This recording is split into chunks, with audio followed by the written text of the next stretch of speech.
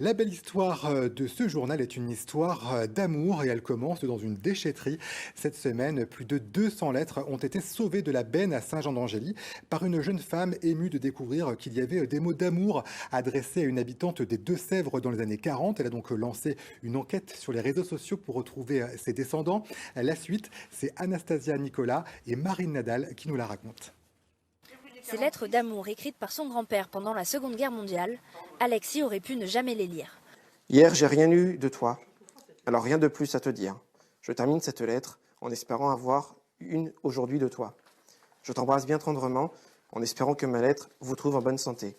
Bon et doux baiser de ton Pierrot. Avec les mots tendres de son père Pierre pour sa mère aimée, à 70 ans, Claudine redécouvre l'histoire de ses parents. Que mon père soit aussi poète, voilà, ça me surprend un petit peu, c'est vrai.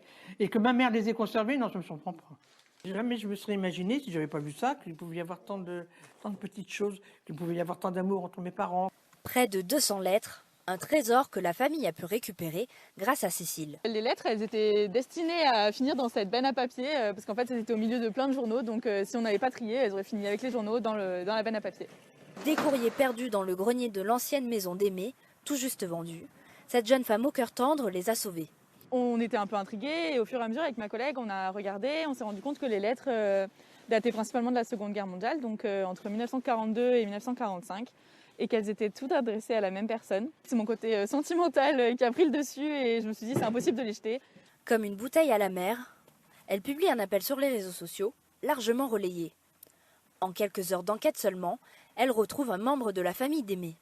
Ça n'avait pas sa place au fond d'une benne, donc je suis ravie de pouvoir transmettre ça à la famille et j'espère qu'ils pourront les lire et découvrir de belles histoires. Les preuves d'amour de ses parents, Claudine tient à les partager avec ses fils et sa petite fille Clélia.